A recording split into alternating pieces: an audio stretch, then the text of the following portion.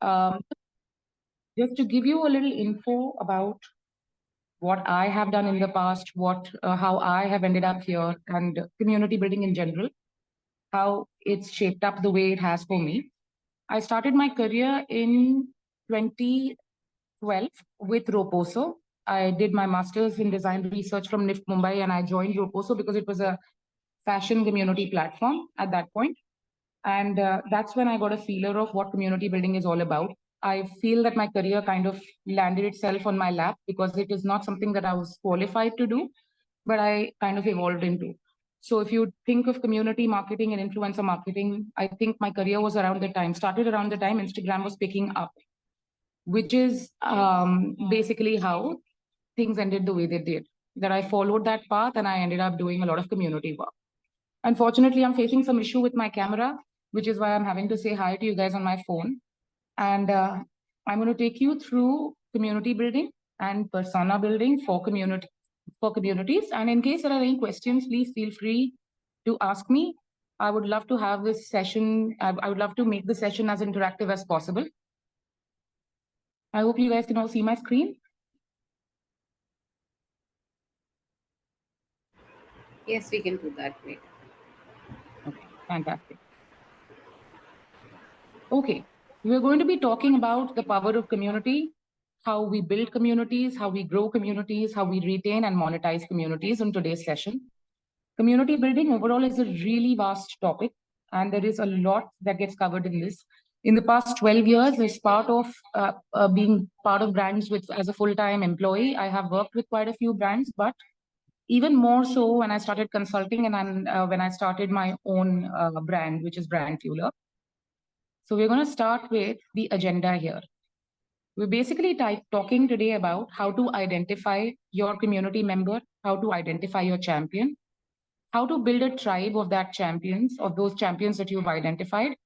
We're going to look at our existent tribe, where we're all going to talk about our communities. A lot of times what happens is we don't know that we have managed to build a community already. I'm going to be throwing some light on that.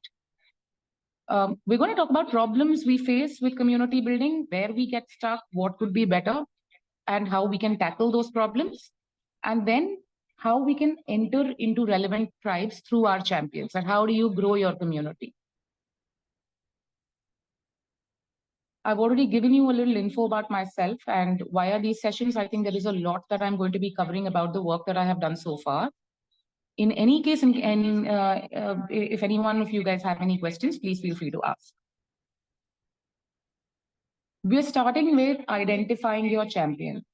How do you know that you want to build a community and whom your people are supposed to be, right? A lot of times what happens is people hear the word community building and they are lost. And I have talked to multiple brands in the past few years who've been very excited about the prospect of community building, and not only brands, even people. For example, you would see there are a lot of people now who've become very, very connected on LinkedIn. They're speaking to each other. They've managed to build a base. They've managed to actually create a tribe who listens to them and who wants to understand what they are doing in life. Now, how do we start with that? How do we make ourselves strong enough to network with so many people that opportunities land on our laps? Let's start with what a community is. If you would Google community, it has a very regular definition. And the definition is a community is a group of people who have something in common. That's as simple as that. I'm pretty sure a lot of you must have heard My Society community, or there is a wine community. A lot of you might be a part of a parents community, like I am a part of 100 mother communities because I have a 2-year-old daughter. All of these are communities, and the reason we're all there is, of course, because we have shared cause. That is exactly what community is. So when you are building a community or when you are building your own community, what do you wish to achieve from it is the first thing that you have to think about. The first thing would be word of mouth. You want more and more people to talk about your brand or about you or about the platform that you work for. The second is loyalty. We want people to feel a sense of belonging with us. We want them to want to come back to us, and we want them to talk about us. The third is traffic and engagement.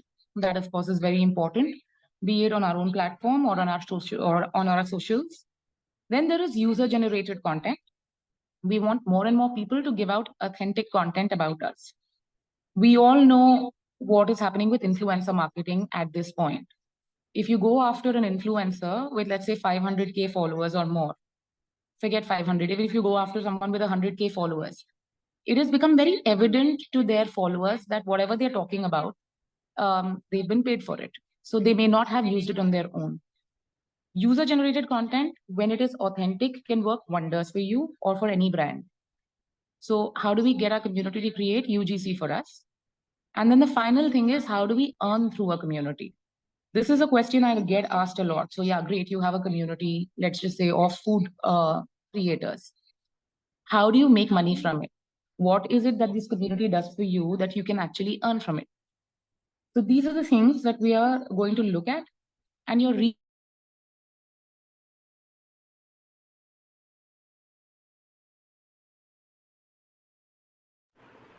We lost you. I can't hear you.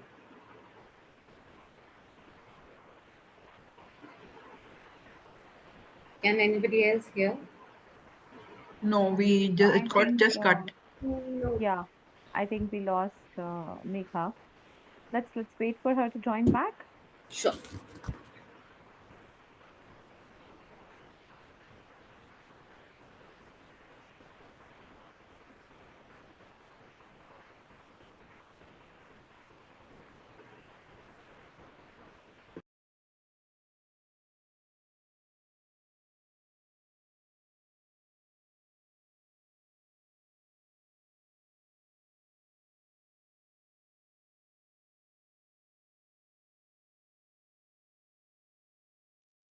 Hello, can you hear me now?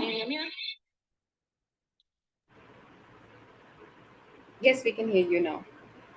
Okay. Sorry, I think I got disconnected. All right. So we were talking about earning through community and how do you actually make money from a community? This is also an extremely important topic, and we're going to cover this as well. Now, your reasons to build a community could either be all of these things that I've talked about: word of mouth, loyalty, traffic and engagement, user generated content, earning through the community. It could be any one of these things. It could be a combination of 2 or 3 of these things. Let's deep dive into this with a few examples. I'm going to be taking examples of all of the brands that I've worked with and the various types of communities that they have wanted to build and how they made those communities and established themselves in the industry that they were working for. The first one that I'm talking about is Mackley India. Mackley is a kids and women's brand which focuses on UGC. They want off-platform word of mouth. What that means is that this UGC doesn't have to be on Mackley's page, but they want multiple mothers to talk about their brand. Now, these mothers could be influencers or they could be regular people like me and you.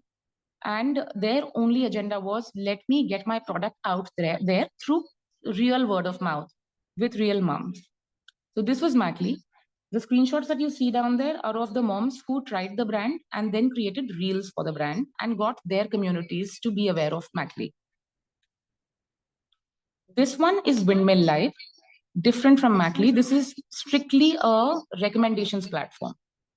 What that means is that they want parents to come on the platform and talk about the great brands that they have discovered for their children to create UGC on that platform.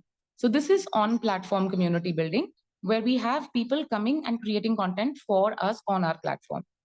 This is also what we're doing at Herky now, that you can create your profile, that you can talk about what you found, that you can talk about career or advice and actually interact with each other.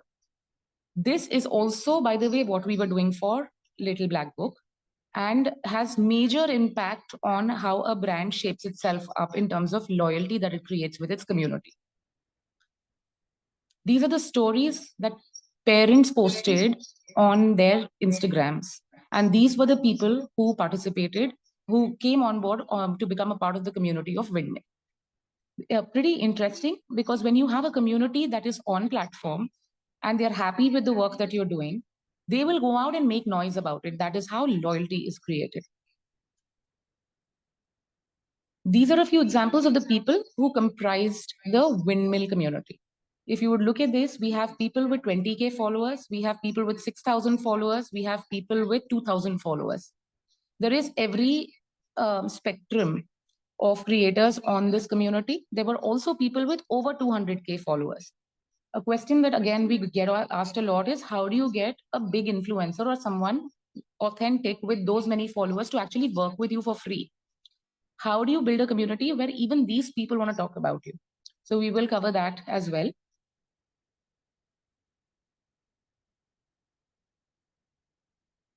Speaking of LBB, like I said, this was again a community which wanted people to come and post on platform. They wanted authentic users to come onto the LBB platform and do posting on it. Find great restaurants, find great places to eat, find great places to travel to, great new brands that are doing a great job. This is what they wanted, and this was a recommendations platform. Here are examples of people who were a part of the LBB community. So if you would look at that, the range, we have someone with 2,000 followers, we have someone with 152K followers, we have someone with 65K followers. Again, a very heterogeneous community of multiple people all coming together for one reason. This is what their profiles on LBB look like. So if you would see, you have Karishma Govil, Anuradha, and Radhika Agarwal. These are the same people whose profiles I showed you. And they are now posting on the platform and posting authentically, organically, without actually being pushed to or being paid to. Now, what kind of content should a community create? This is what I just covered. We have on-platform content, which is that you have a website or a platform or an app where people come and post. For example, we have Herky, we have LBB. Even actually, the biggest examples of this would be Instagram or Facebook, where people come and post on the platform. Then we have, if we are a product, we can either have an on-platform community or an off-platform community. For example, Macly, where influencers created content for the product outside of the platform. Now, if we are a service, it is the experience that user gets from the service that makes them create content.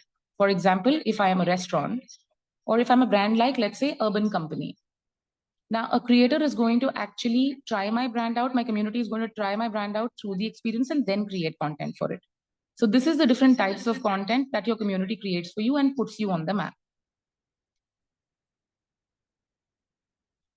Now, the important question is, how do you onboard members into your community? The first thing is that you set a target.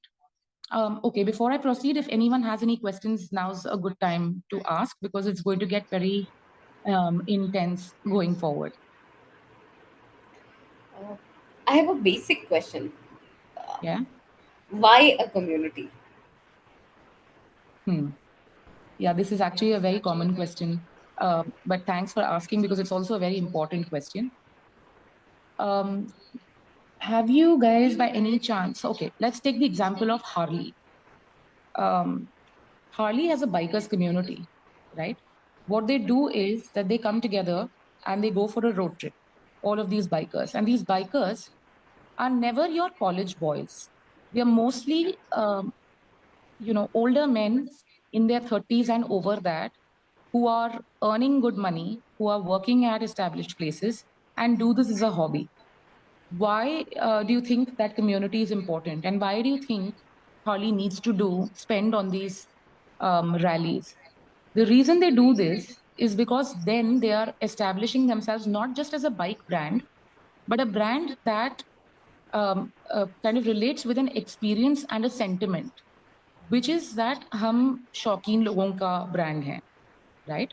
We come with people. The people who buy a Harley or the people who want to be a part of Harley's community are cool people. They are the ones who would also want to, after their bike ride, will probably go back, have beer, play pool at their home. They live in lavish homes. They have a wonderful job. That way, Harley is able to establish itself as a niche bike brand, unlike a Hero. Hero, on the other hand, has a very different community altogether. It has a community of people who may not be making that much money, but feel very good in their skin. When you're able to get people to associate with yourself like that, you're able to build a brand imagery. And this doesn't necessarily have to be with a brand as in, with a Harley or a Hero. It can also be with people. For example, if I am, let's just say, an influencer on LinkedIn, I will talk about a certain topic which I know people will communicate to me about. I will choose what topics I want to pick, and the people who talk to me will be talking to me because they share that interest. How this is going to help me is that I will be able to establish myself as an expert in the area, right? And that is why brands who would want to come with an opportunity in community building, for example, would approach me. That because you talk so much about it, and because you have so many people talking to you constantly about it, you seem like someone who come with expertise in this area. So why don't you help me out? Communities are the easiest way of actually putting yourself on the map. If you would look at how all of your older brands used to promote themselves, right? Like your Thanda Thanda Cool Cool, the powder brought Shah Rukh Khan on board. Everyone knows Shah Rukh Khan's not using it, but they want to reach the masses. And that was the simplest way to do it. But it was an extremely expensive way to do it. That you bring like a massy Bollywood hero to endorse you. But time has changed. And now, when a regular person talks about a brand, his community or her community, friends, family, acquaintances learn about it. And it doesn't cost the brand a lot. They're reaching out to more people, giving them a great experience of the brand. And that way, they're establishing themselves. So, we'll reach out to maybe 100 people through this approach in a month, but it is a more it's more long-term approach, and it grows very quickly. I hope that answers your question. Yeah, yeah. It gives a perspective. Thank you. Most welcome. Okay, now how do you choose your heroes? How do you choose your champions?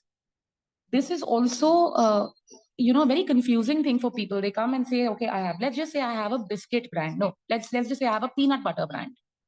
And I say that I have to get people to talk about this brand. I want more people to try my peanut butter out. And there are already big brands like Pintola out there who have been able to establish themselves. So I don't know how many of you watch Shark Tank, but there's a brand called Tiggle, which is a hot chocolate brand. That brand, I remember I first discovered during my pregnancy in 2021 on Instagram. And come 2024, they were on Shark Tank with a really big deal. I think they had an all shark deal. The only way in which they could get there was because they built a community. They went out, they set up a stall at Promenade. Their hot chocolate was amazing. They knew that their product is great, and they got more and more people to try their product. What they did not do is that they just did not distribute their product. They identified sitting there at Promenade that this looks like someone who would like my hot chocolate. Mostly it is your younger girls and boys who came across as they had the spending capacity for a hot chocolate brand, which was more expensive than a Cadbury. Slowly, what happened is these people started trying their product, started liking their product, started creating content for their product. They did not really rely on big influencers. They relied on a very small community. And when I say small community, I mean people who may not have those many followers. But user generated content on their platform got their brand to become so popular in no time that Tiggle is one of the best hot chocolates in India right now. What they also did is they got a lot of direct feedback from their community that your hot chocolate is great, but it is a product that I can just use during the winter. So how do we make it a point that this particular product is available at my shelf all throughout the year? And Tiggle decided that their community, let's give them Tiggle and tell them make whatever you want to from my hot chocolate. And then people started making cold coffee from their hot chocolate, choco frappes from their hot chocolate. They started making cakes and cupcakes out of their hot chocolate. That immediately established Jiggle as a very, very versatile brand. And now it is on their community's shelves throughout the year within a span of about 2 or 3 years. So this is a very important factor of choosing your community. Who should your member be? Now, how I look for my community members is that I first, and this is what I used to do in the beginning, and now this is what my team does, that we, and most of our work happens via Instagram. So we go through each person's profile thoroughly. We scout them on Instagram with basic hashtags. Let's just say I have a food brand that I'm working with, and I have to build a community for it. I'm going to go to a hashtag as simple as Gurgaon Foodie. It's going to give me my recommendations. I'm going to go through profiles that I like.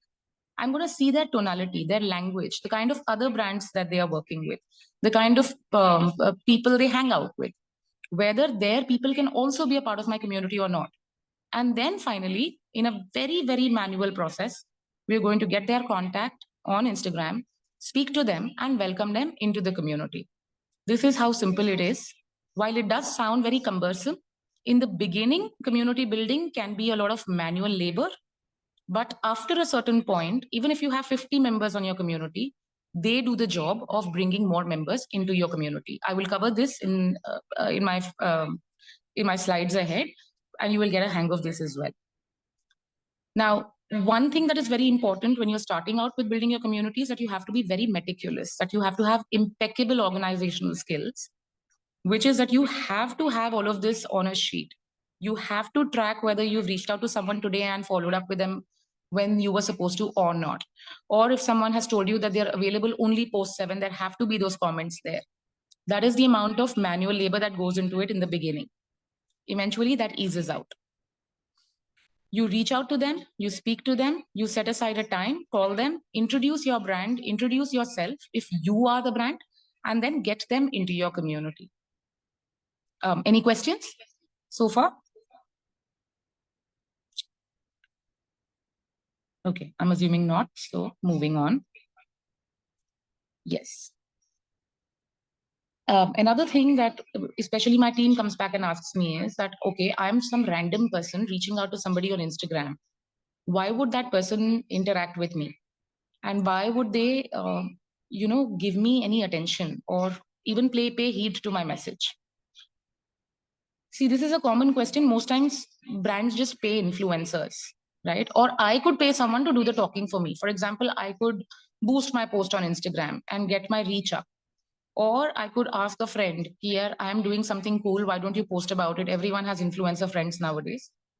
The issue with paying creators or paying people to do the talking for you is that the foundation that you're setting for your community is that get paid if you talk about me. That is not what we want to do.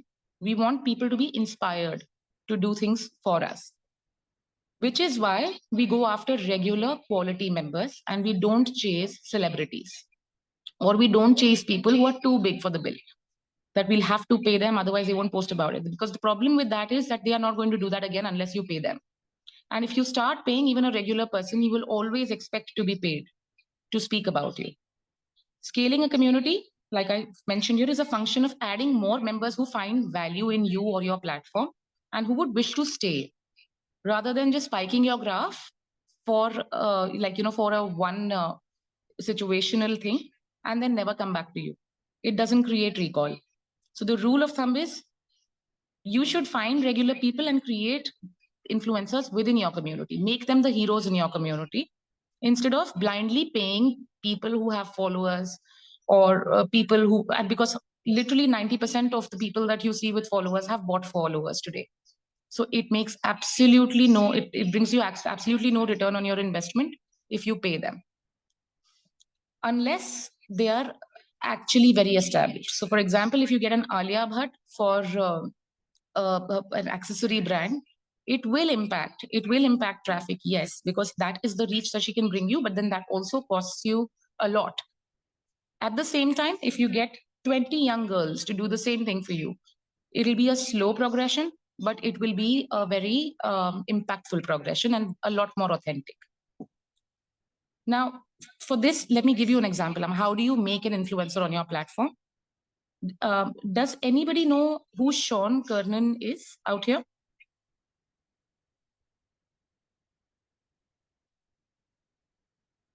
No, I don't think so. I'm going to show you who Sean Kernan is. Quora does not follow any influencers on Instagram or does not go after celebrities to do their promotion. Even then, out of nowhere, Quora became really big. Sean Kernan is known as son of Quora. That's what he calls himself, because he writes really good answers. And Quora realized that this is one person on my community who's giving out some really valuable information. So I'm going to boost his visibility. I'm going to show this person left, right, and center. I will make him my influencer. Sean Kernan is not an influencer anywhere else, only on Quora. But wherever he posts about himself, even if it is on another platform, he calls himself the son of Kora. It takes a keen eye to realize that there is someone on my community who I can actually benefit from. And this is how Kora came to the forefront. They identified members on their community who could bring them value and gave them visibility, which is how Sean Kernan became the son of Kora. And there are multiple such examples. Are you aware of this brand called Slurp Farm? Slurp Farm is basically a pancakes brand, pancakes and healthy noodles and millet noodles, etc. for children. Yeah, I'm pretty sure you're all aware. Slurp Farm also isn't an old brand, technically.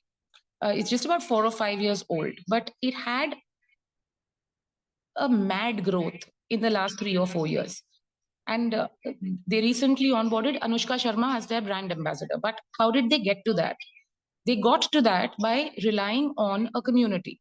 They were a brand for children. It was for mothers to feed their kids healthy food, even if they don't have the time. That they're going to whip up noodles in 5 minutes. Those noodles are going to be made out of oats and millets. Your working moms would really buy for something like this. And that's what they did. They reached out to normal working moms and said, we want to feature you. So here's our product. Why don't you become a brand ambassador? They work with hundreds of these mothers month on month. And all of these moms were very happy to be a brand ambassador on Slurp Farm. So they posted about Slurp Farm. Slowly, there was so much visibility for Slurp Farm that it bagged the biggest funding there can be and ultimately brought Anushka Sharma on board as their brand ambassador. So this is why a community is essential, not just from a brand's perspective, but even from a person perspective. If I have the right contacts and I know which person is going to help me push the bill, I'll have to understand what I can do to build a connection with that person so that we can both mutually benefit from each other. So that's how communities help brands. The process is very simple. The breakdown is very, very simple. You identify the community and you start small. You go after multiple regular people or regular engagers and you onboard them. The second is that you create incentives for your community members. This is tricky and this takes time to identify, like what is the incentive for my community member. So we'll get at that as well. And the third is you leverage your existing communities. What I mean by that is, let's just say I have a 2-year-old daughter. Within my network, there are hundreds of my friends who are my age and they also have children, maybe the same age as my child, maybe a little older, maybe some that are really young. But I have those many people in my community by now, my school friends, my college friends, my colleagues. So how do you ensure that if I'm a part of your community, which is a parent community, that I also spread the word about your brand to my circle? That is the third thing that you do. And that is how you scale. Any questions, guys, up until now? Okay, so moving on, we're going to talk about growth and retention and how do we get our community to stay with us and build on. I have a very basic question for all of you. There are 2 women out here on this slide. Can anybody point out the similarities of these 2 women?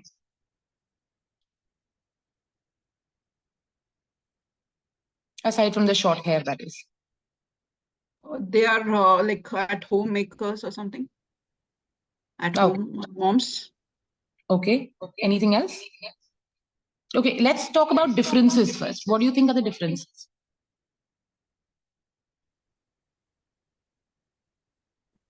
The age difference. Correct. There's an age difference. And similarities, aside from the fact that you feel like they're both homemakers? It looks like the decor, like they are more into design, home design. Okay. They're wearing the They same. both, yeah, they both like pink. Okay, that's a valid point. They do both like pink. Okay, so I'll tell you what I'm getting at. These 2 women were insiders on the decor community for Little Black Book. Now, if you look at one, Anuradha, she has some 68,000. I think she's already reached 100K followers by now, and was a decor stylist. And so was the other woman. Her name is Mehbaz Shiki. She runs a page called Chic Design. She's also an interior stylist. They just have one thing in common, that they're both interior stylists. Aside from that, their interior style design sense is different. Like you can see, Shiki is more modern and chic.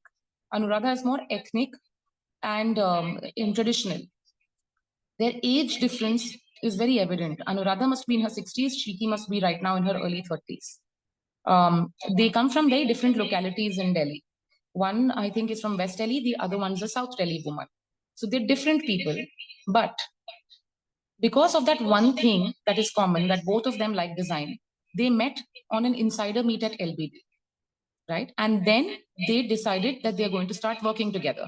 So every time Shiki would get a call from someone and say that I want one room in my house done in a way that it is ethnic and traditional, she would reach out to Anuradha and then get into a partnership with her. And the same thing with Anuradha. So if she gets a call from a client that I have to set up a modern patio, she's going to reach out to Shiki and tell her that you handle the patio, take the money for the patio. They became friends outside of our community as well. Now, that is what the LBB community did for them, that they brought like-minded people together and also got them to benefit from each other, not only in terms of just getting people to meet and hang out, but also in terms of building their businesses. Now, if you would look at these two pictures, can you tell me what similarities you see or what differences you see?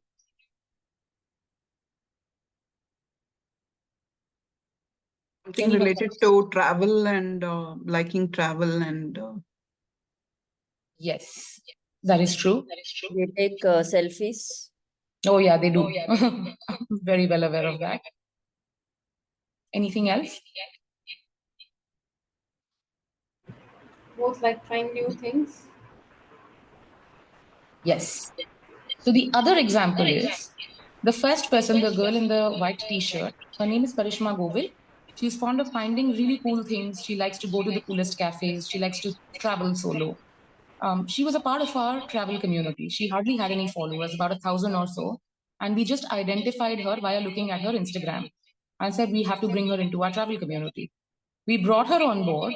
She joined our travel community and attended 2 or 3 of our events. The fourth event, she brought her best friend. This is Tanvi. Tanvi, on the other hand, is a very different profile. So she's a mindset coach, and she's got a different profession. She's basically the same age, but she also enjoys travel. And Karishma Govil, by profession, is a lawyer. So the second thing that the community did is, the first one was that they brought strangers and got them to connect and benefit together. The second was our own community brought their communities into our community. Karishma brought Tanvi into our community. Tanvi brought other people into our community. Now, how do we make this happen? A successful community basically is where people are coming together, benefiting mutually from being there while you also benefit. The second is that they bring people into your community, which is how you scale. Now, this process, this auto mode, once it begins, what happens is, what we had to do at LBB is, after the first year, we entirely, there's an echo from my side. I'm so sorry. Can you hear me?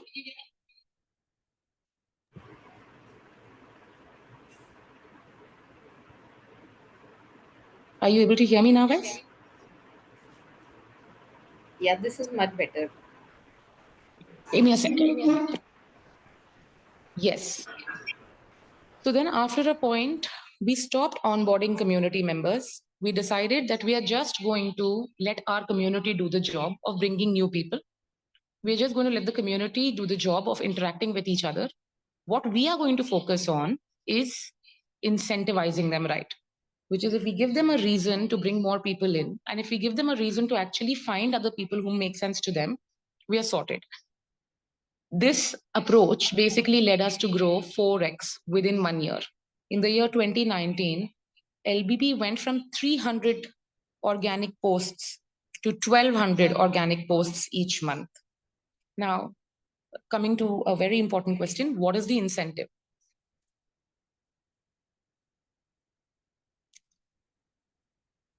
This is how it happened. We tied up with restaurants across Delhi NCR, across Mumbai, across Pune, and we told them that we have a creator community and we want to host them. You have to do the food, you have to do the drinks. We will get our creator community to talk about you. They'll post about you on Instagram. We just want you to give them the greatest experience possible. And each event was basically organized in a way that we find we would get similar people together. We would get like-minded people together. For example, this first one that you're looking at here, this one is an event that happened, I think, in Hyatt. And we got people who are very interested in luxury hotels for this one. The second one's at a cafe. So we got people like Karishma Govil, who likes to go to cool cafes. And the third one also happened at a restaurant, which worked with Japanese food. So we got people who post a lot about ramen. And that way, like-minded people came together. Once they experienced this, they brought their friends in. And they also met up outside of our events. So that's how close they became. And LBB immediately became the reason that there was a collaboration between these guys. This is how the community came together for us. Now, incentives, by the way, can vary. This worked for LBB because LBB worked with food, travel, restaurants, etc.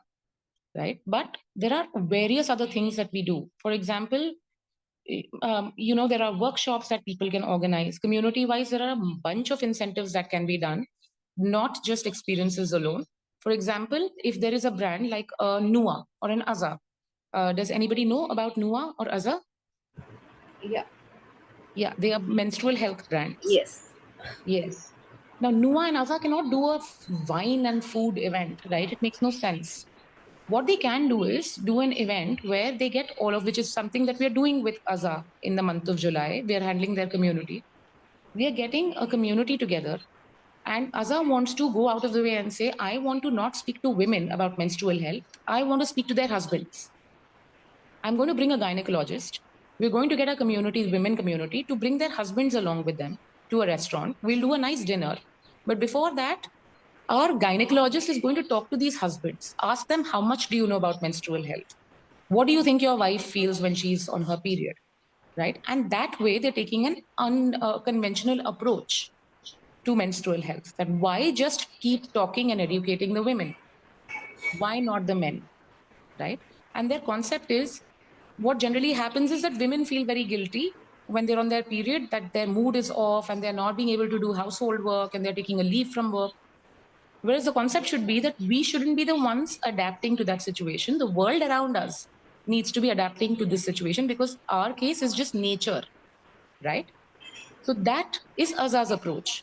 So there are various ways in which people are incentivized. In this case, what's going to happen is all of the men who are coming to the event are going to be blasting content about Aza.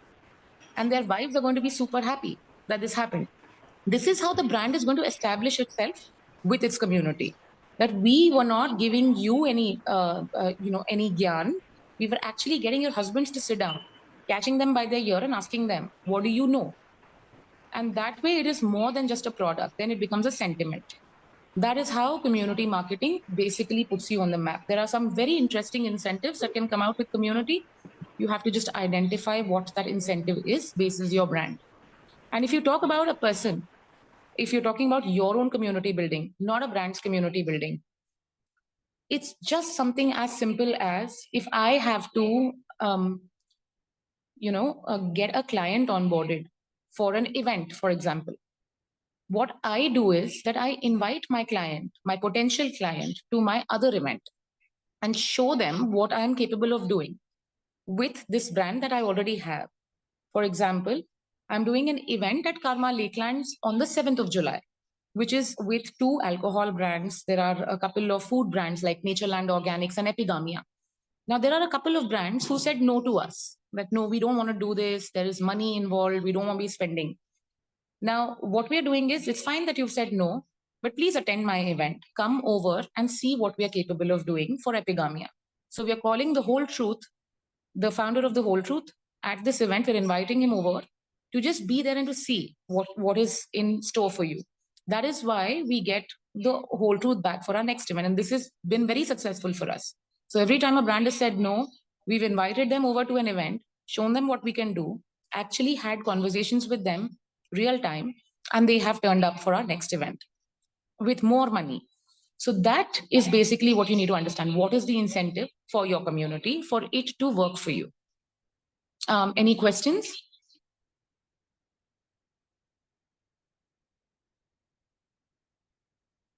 Okay.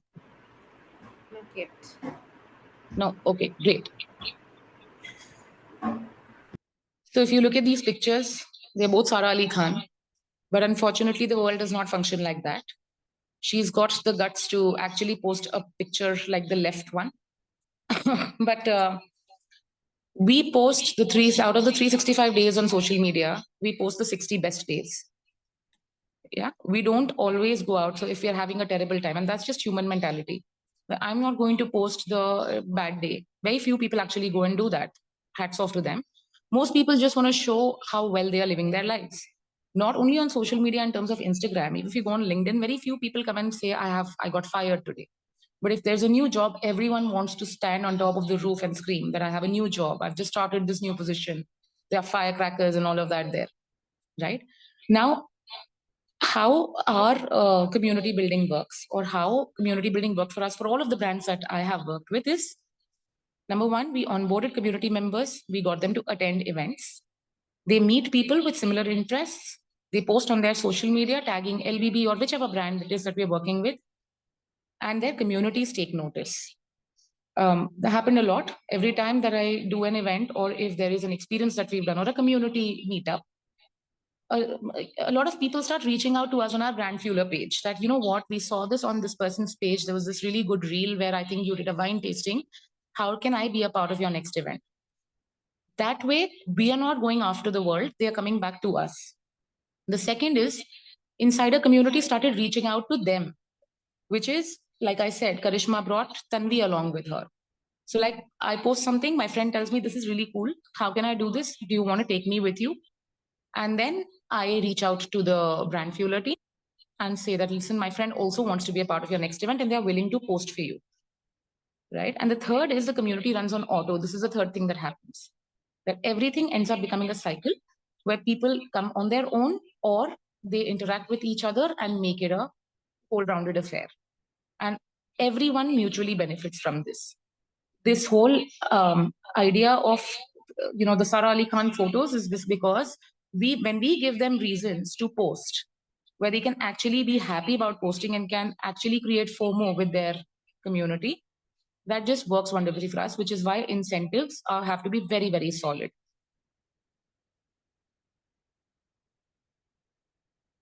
Okay, before we get to this, I have a question with all of you. A lot of times, like I said in the beginning, we don't know that we already have built communities, right? Like I said, I'm a part of a mother's community. Is there anyone out here who feels that they have managed to build a community? Doesn't matter how big or small. It could be something as simple as there are these 5 or 6 people that I go out to have coffee with and we talk about work or about profession or about career, or there are these 10 people who come together and we are trip partners.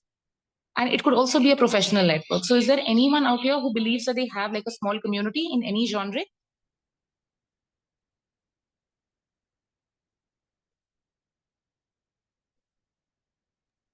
So this includes WhatsApp groups also, right? Yes, it does. But you, as long as you're active on them. Okay, so there are communities which are active for a certain period, like maybe a week or so, when you have to, like, we do events in the building, and then we maybe for a Ganpati or for a Diwali or whatever. So, people come together at that time, and then they kind of, scatter after that. So that. Understood. So you're all coming together for this one cause. Like if there is something to organize at the building. Yes. Understood. And what about professionally? Is there anyone who feels that, I have managed to build a network of people from whom I can get opportunities?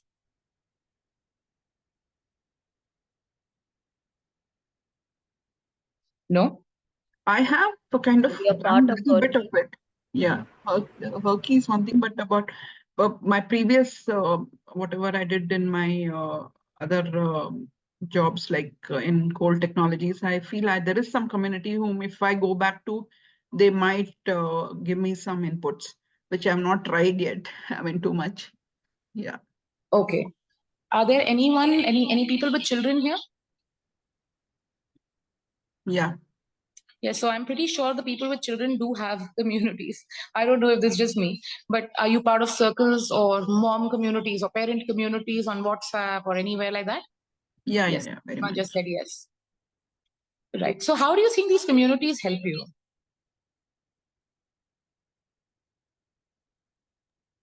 They help to get the right kind of inputs, might be for my son's schoolwork or something like that, or Yeah, something like yeah, that. like what's the homework today? Okay.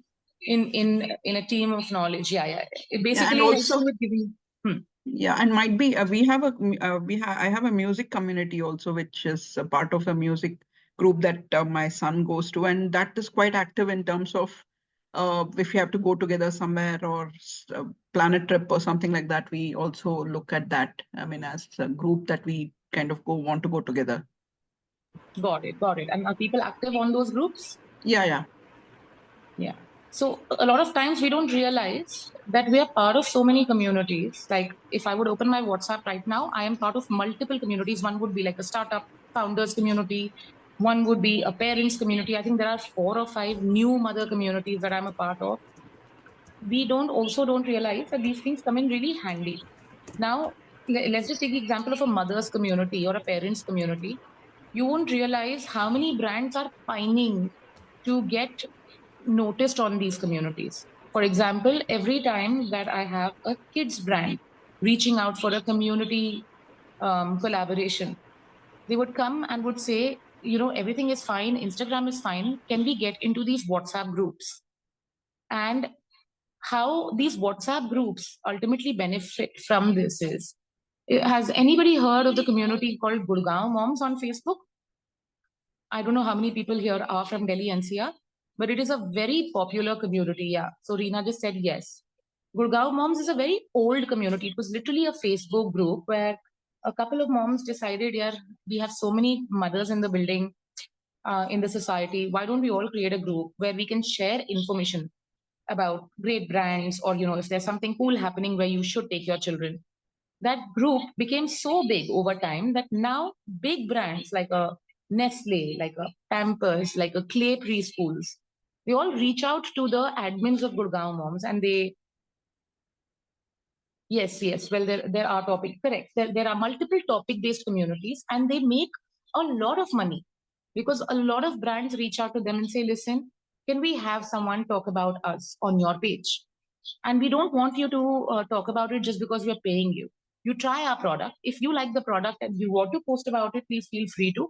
We'll be happy to give you a year-long supply of these products. Or we will be happy to give you a 50,000 for getting an ad out for me on your community. This, they are willing to pay a 50,000 for. An influencer, they don't want to. They want to do things on barter. They would say, yeah, we'll give you the product, please make a reel or do a carousel post for us. A lot of brands also pay influencers, but now brands have increasingly come to realize that over influencer marketing, communities do a much better job of bringing them ROI, an authentic word of mouth. So these groups that you're a part of, especially the bigger ones, they're actually raking in a lot of money only out of bringing the right amount of people, the right people together. In fact, your society groups and all of these communities, like for example, everyone has a society group where everyone living in the society is added. Excuse me. My Gate had reached out to us only to get into society groups. That is there a way in which we can get all of these society groups to start talking about us, right? And all of these society groups also ended up making a lot of money. So big or small, communities become the new way of actually putting your name out there, the brand's name out there, and raking in a lot of money. This is definitely something that people also monetize with. So that I just wanted to give you a little context on how all of the communities that you're working with may not be earning. If you want to give them the idea, please feel free to. But yes, there are brands that are willing to shell a lot of money only to get their word out in these groups. Now that we're talking about monetizing, I don't know why there is a blue line on my screen. I think it's for everyone. But anyway, how can we monetize a community? Right? We've built a community. That's great. They're talking about us. Fantastic. We've got word of mouth happening. Very, very cool. The problem is that we don't know if our sales are coming from there or if our converts are coming from there. We don't know who talked to who that led that person to come back to us. Which is why we can't really track that if we're getting, let's just say we're a product and we've built a community, we're a brand that's built a community. It's difficult to track whether our sales are actually coming from that community building effort because there's no digital footprint of it. It's word of mouth, right? So what other ways are there of monetizing a community? The first one is brand alliances. I'm going to shed light on each one of these, and they might get a little confusing. So please feel free to ask me as many questions as you want to, so that I can clear those out for you. Number one is brand alliances. The second is events and workshops. The third is account management. And the fourth is paid memberships. Now, let me just one by one shed light on how these things work. I'm pretty sure everybody knows about limeroad.com. Yeah. Yes. And everybody also knows Veet, the hair removal brand, Rakit Ben Kaiser. Now, limeroad.com had a community of women, a huge community of stay-at-home women who used to come onto the platform and create looks on Limeroad. This was UGC. So Limeroad had an on-platform community. People who loved Limeroad, they would come create looks, they would earn credits, and those credits they could utilize when they're shopping on Limeroad. Veet was just launching its new Summer Ready with Veet tagline because it was summer and they had just brought Shraddha Kapoor on board to become their brand ambassador. So Veet and Limeroad got together. This was around the time that I was working with Limeroad that we decided that we're going to do a really cool collaboration. The agenda was very simple, that we will get 200 women to create Veet Summer Ready looks. We created a template with Shraddha Kapoor's image, and we said on this template, please create Summer Ready looks with a hashtag. That Get Summer Ready with Veet was that hashtag. 200 women created looks and posted about Veet left, right, and center. The kind of impressions that we managed to get from this for Veet were so crazy that Veet decided that they were anyway going to give 200 Bluetooth speakers to all of these community members. And the top 10 women with the best looks were going to be sent to Bali with Shraddha Kapoor. But Veet also then offered to feature Limeroad as style partner on their TVC and brought multiple other alliances. For example, they decided that they're going to do a discount code for Limeroad on 2 lakh of their packages that were selling in Delhi NCR. So this collaboration, let's just say we did not have community, remove community from this and talk about getting space on a TVC with Shraddha Kapoor on it, getting 10 people going to Shraddha Kapoor going with Shraddha Kapoor to Bali, and also getting space on their packs. This whole collaboration would have cost us about 3.5 lakhs easy in 2016. But we managed to get all of this for free on barter only because we had a community. So whether this is money saved or money earned is for us all to decide. But this is one example of a brand collaboration that ran over a community and we made money from this. This was okay that we've not spent and we've got something on barter. We've managed to save great money from this. The second example is Windmill Live and WeCare. Windmill also has a community, an on-platform community of women who are posting on the platform. So WeCare is a new brand and it makes quilts and soft toys for kids, right? They collaborated with Windmill. How we found out about WeCare is that one woman on our community wrote a recommendation for Windmill, for WeCare. And that WeCare took notice that someone's written a really nice article for me and reached out to us and said, listen, can we do a collaboration? And we said, okay, we have a community. Why don't you, give us your products and we'll get our community to try it out and make noise about it, create content about it. So WeCare generated 70,000 views from this content. And Windmill Live made 50K from this collaboration. It was a 1 week collaboration. It happened out of the blue. And just because there's a community who's so well attuned with you and that they will want to go out and create content for you, the brand managed to make 50K. And then WeCare again came back the next month for a bigger collaboration for about 1 lakh with some 7 creators. So this was your community helping you to actually rake in money, not just save money. And of course, the community members were happy because they also got WeCare hampers and visibility on both platforms. Both WeCare and Windmill reposted their content. So this is the second way in which you did it. Let's talk about workshops and events. What you see here is regular community members. When COVID hit, the LBB community was sitting and wondering, what do we do? Our events have stopped. We are not going out. We're not sure when we'll be able to go out again, right? So then we decided that we are going to find people who are interested in certain things and make them become hosts for a few workshops. For example, one community member was an expert with making ramen bowls. So we told her, why don't you do a ramen making workshop, a virtual workshop, and the rest of the community will pay. And we'll give you 50% of whatever we make from this. So regular people wanted to be featured on LBB and wanted to be appreciated for their talent. And they came together and we ended up making money out of these workshops. Another simple example of this is, let me just give you an example of what I am doing right now at Brand Fueler. We're bringing some 6 or 7 brands together at Karma Lakelands in Gurgaon, which is a very big resort. Now, how we're doing this is we told Karma Lakelands that we are going to get 5 really nice partner brands and curate experiences for a community of 80 creators at Karma Lakelands. And the partner brands are the ones who are paying us because we're giving them the space, we are giving them the creators are going to create content for them. And there is no tap on how many followers they have. It is just that they're authentic users. Now, the partner brands that came on board for this are Raw Pressery, which is doing a mocktail making session, Epigamia, that's doing breakfast with its yogurts, they're doing yogurt bowls, Natureland Organics, it's like a really big brand and a very well-known brand in organic produce. They are curating lunch.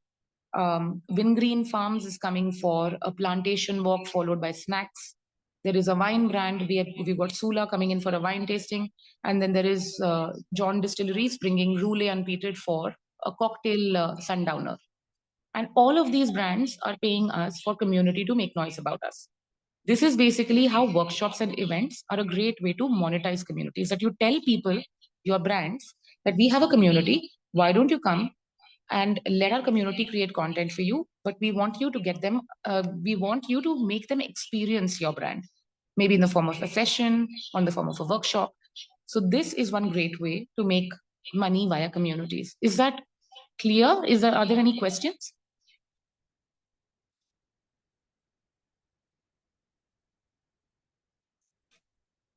Okay, I'm assuming not. So moving on. The last is account management. This is very similar to what Cora did with Sean Kernan. You identify someone who's doing a great job on your community, creating really nice content, and it's not a celebrity. You decide that, okay, you do things just for me, exclusively for me. What I'll do is I will bring you collaborators. So what Cora did is Sean Kernan, they found him. They felt that he's done a very good job of content. So they started bringing brands and said, Sean Kernan is going to write about you. So why don't you pay me? That's how Cora made money from this. Similarly, when we were working with LBB, this pop-up creative that you see here, it's a monsoon pop-up that we did with 3 regular women on our community. And we said that the 3 of you are going to curate products from our shop, from LBB's shop, and we're going to do a pop-up at a cafe. You call your friends and family and tell them that there is a discount they will get on your name. This is curated by you. The discount is in your name. You just have to come together, get your family and friends together. And in this situation, of course, people bought products, and that's how we managed to make sales. So account management is basically creating an influencer on your community and managing their transactions and their collaborations, and then becoming a commission holder in that transaction.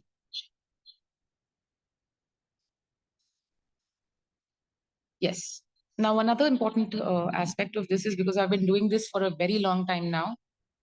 If you ever wish to build communities for other businesses, how do you do that? And how do you get into people's notice that, okay, you know, this is someone who can build communities?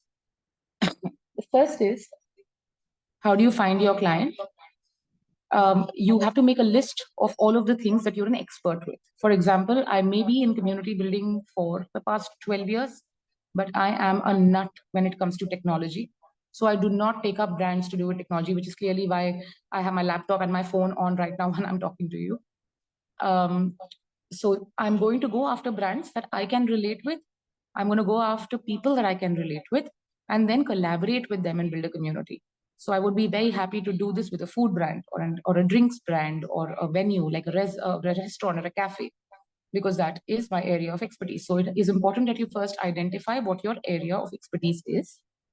Example, which audience can you cater to? Where your core skills lie? The second is approach people directly on LinkedIn. This is a very important thing. Now, this is not just about doing this for another brand or getting onboarded by a brand to build communities. This is also for your own self, that you have to start connecting with people on LinkedIn or on Herky, for example, where you're going to be speaking to multiple other women, where there'll be multiple people who will create their professional profiles. So it is important that you speak to them, that you connect with them, and then you also keep nurturing that connect. Because a detailed message going out to someone that catches their attention is a great way to let people know that you are out there for business and that you want to establish a connect. The third important point is upskill. Always keep an eye out on what other communities are doing and learn and offer. It's very simple. For the longest time, we were doing only influencer marketing. We decided, okay, community is very taxing. It requires a lot of manual intervention, manual management. Let's not, get into that whole manual load bearing, and let's just do influencer marketing. The problem is very soon, after just about 2 months of doing influencer marketing, we realized we might be in this because it's interesting and it's easy, but it is not a long-term solution. And what communities do, you'll have to make sure that you continue to do it and you continue to grow and see what other communities are doing. That makes a huge difference. But a lot of times you get the right idea and you're able to execute it better than whoever you got that idea from. So upskilling is always very important. A network, always keep networking. And a lot of your clients come from your own networks. This is if you want to work with someone and build their communities. It is very important that you continue to network. At this point, we are working with some 17 or 18 brands this month. And these 17 or 18 brands have all come from networking. The pointer that I made about approach people directly on LinkedIn, we are already way beyond that now. I don't approach anybody on LinkedIn anymore because my network has become so strong that my network brings me more clients. A simple example of this is if for an event, I do not have a wine brand and I have a whiskey brand, but I need a wine brand for wine tasting. I'm going to ask my whiskey brand and he's going to tell me that he worked at Fratelli before this and he has that contact and he's going to connect me directly, and then Fratelli will come to my event as well. So this is how networking helps you. Similarly, like I said about even influencers, your creators, right? If you are in good terms with each creator that you feel is adding value to your network, they are going to bring more people. So networking is super, super important when it comes to community building. Then there is also very importantly, being realistic. You have to know that there is just so far that you can go. For example, if you want to build a community and you say that you want to build a community of 200 or 500 people, it will make absolutely no sense because managing 200 or 500 people is not possible since this requires manual intervention. Similarly, if you want to work with 5 to 10 brands, you'll have to know whether you can cater to 5 to 10 or not. We've had our experiences of being extremely excited that we want to work with multiple brands, and then we got 20 brands on board, and then we had no time or no bandwidth to actually be able to handle them. So it's important for you to know that not every brand deserves to be worked with and not every opportunity needs to be jumped at. You should know what your bandwidth allows you to do, and you should know that your community should be able to do just this much in this time. And again, if you work with building communities or if you build your own community after a point, you will realize that your clients or your community will keep coming back to you on your own instead of you running after them. This is not something that I can speak enough about. It is the most important part of community is that everything goes into auto and on auto mode. And when that happens, you're sorted, and then things don't turn around. Then you're just moving on as long as your incentive is correct. Every once in a while, bring more to the table than offered. This is very important. A lot of times what we do is, of course, we are at a point where our community is capable enough to, attract a brand, and that brand will pay us. But sometimes we do not work against money. Sometimes we work against making sure that the community is getting the right experience. So for example, for this event that I'm doing now, I'm getting raw pressery on barter, because I know raw pressery will make a lot of difference to the quality of my event versus another regular juice brand, like a real juices, right? So always work on offering, sometimes always be flexible with offering things aside from just money or asking for just money. Work on experience and quality, and then things automatically go into the right track. Overall, if you are building a community for your brand or for yourself, always approach with the needs and the requirements of your community members first. Alliances, influencers, bigger influencers, money, more community members, clients, everything follows if your current community, even if it is a 20 people community, is happy being with you. And that is what has to be maintained and worked upon over time. Okay, I think that's about it for today. I am going to leave some time out now for questions or discussions. I would really like to know what you guys have in mind, what your thoughts are, and what kind of work you may have done in community, or if there are any questions to do with community building that you would want to ask me, or personal branding and community building.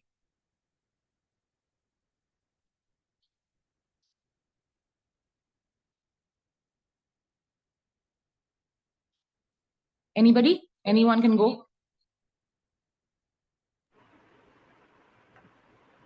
Hey, hi, Megha. I have a question. Say, in the monetization part, that's just a query. Like in a community when it is starting, uh, so say for example, I'm just taking a random example. There is a payment of 1 lakh or 1,50,000 or whatever amount is being done. So how does a community, the person who started the community, uh, who is the you can say the branch between the brand and the members actually? So I'll give you a very simple example. I'll actually have to explain this. What you're asking me is actually very correct, because it gets very confusing that how does this person make money? Who connects whom with whom? I understand that very well. So I'll give you an example. What I do with my community is, my community is really old. We keep building it, right? Because I've been in the business for a very long time. So there is, let's just say, 1,200 people in Delhi who are a part of my community, who are all lifestyle creators, and they find great brands, right? What I do is that I reach out to a venue and I tell them that I have lifestyle creators. I want you to host them, and they will post about you. The venue is okay with it, right? Then I say, listen, I'm going to also bring partner brands. I don't want you to do food. I want Natureland Organics to do food. And they are going to curate the menu with your head chef. What I need your head chef to do is to do a workshop on pasta making with Natureland Organics products, and curate a menu on that, on their products. Good. Natureland Organics comes on board. Then I say, okay, I also want wine. I don't want the venue to do drinks. So I go to Fratelli and I say, I'm doing this event. The community is going to post about you. So why don't you bring me your wine? I'll charge you 35K because wine is a smaller category. They say, okay, let's do this, right? And it's not like they just say, okay, like that. It obviously takes time and effort. You have to talk to multiple people. But then I am paid. Brand Fueler is basically paid, number one, for curating that experience where these brands are going to get visibility with the right set of people. Number two, for the brand alliance that happens. For example, if there is Campai Aerosity, the venue, Fratelli, the wine, Natureland Organics, the food brand. These are three non-competing brands, but all three of them have similar TGs. And they are going to repost all this content. So Fratelli is reposting content which has Natureland Organics. It is also reposting content which has Kampai. The same thing with Kampai for the other, the same thing for Natureland Organics with the other. So there is brand collaboration happening, right? And the creator community posting content. So this is why these brands pay brand fueler, that we go and say we have a community and we have expertise in curating great events for our community. We need you to curate these experiences with us and you have to pay us for this. That is how monetization works with communities for brand fueler at least. Makes sense. Yeah. Any other questions, guys?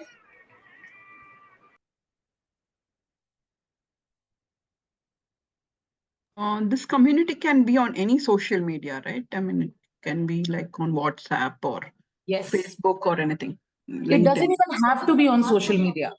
Okay. For example, you know the story of Avon and Tupperware? Yeah. One of the first few people to start communities, right?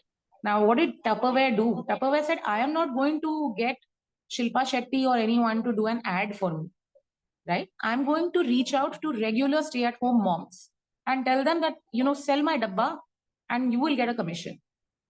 And slowly, like every auntie I knew was selling Tupperware. Similarly with Avon.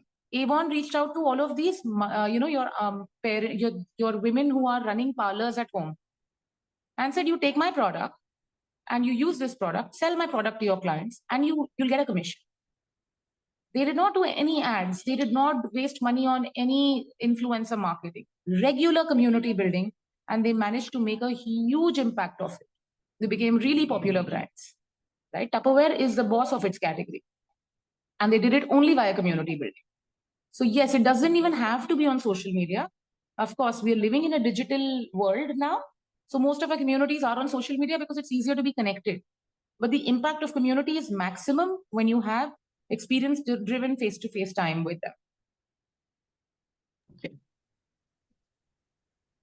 Yeah, I've heard about this for about cars also. Like, I mean, just when you're talking about that, like when we just bought our new car, I mean, on Hyundai, he said that we are not doing any marketing because it's word of mouth. Everybody's buying it and kind of thing. Yeah.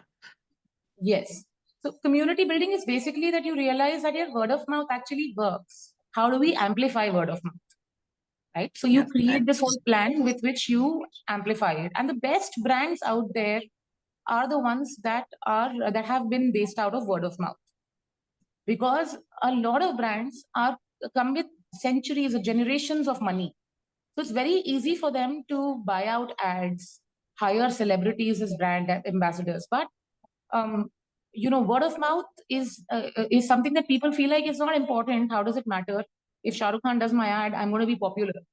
But that is not the kind of word of mouth now. The newer age brands are not thinking that way. Now they know that we want to be known for our authenticity, and for that we need authentic word of mouth, which will come from regular people.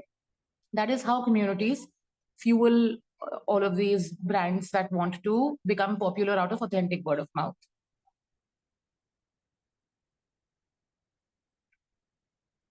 Yeah. Anyone else? Any other questions?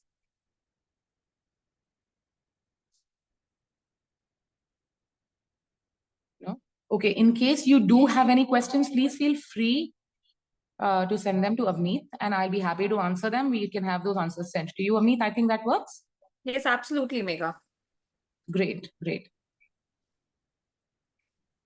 Okay, ladies. So if there are no questions, then let's call it a day. And thank you so much, Megha. These pointers were very, very insightful for sure. Welcome. And Misbah is asking if she can connect with you on the LinkedIn. Yes, we can. Most welcome. We can share that LinkedIn handle. If you could share it with everyone of me, that'd be great. I'd be happy to connect. I shall be doing that. Ladies, I'll be posting Megha's LinkedIn profile in your WhatsApp group. So those who want to connect with her can get connected. Okay, Yes. and now moving forward, we have the next session planned with Megha is on 5th of July. So we'll see you all again at the same time. Thank you, Megha, for joining today, and see you again on 5th. Thank you, everyone. Thank you. Take care. Have a lovely evening ahead, ladies. Thank you so much. Bye-bye. Thank you. Same to you. Bye-bye. Thank you.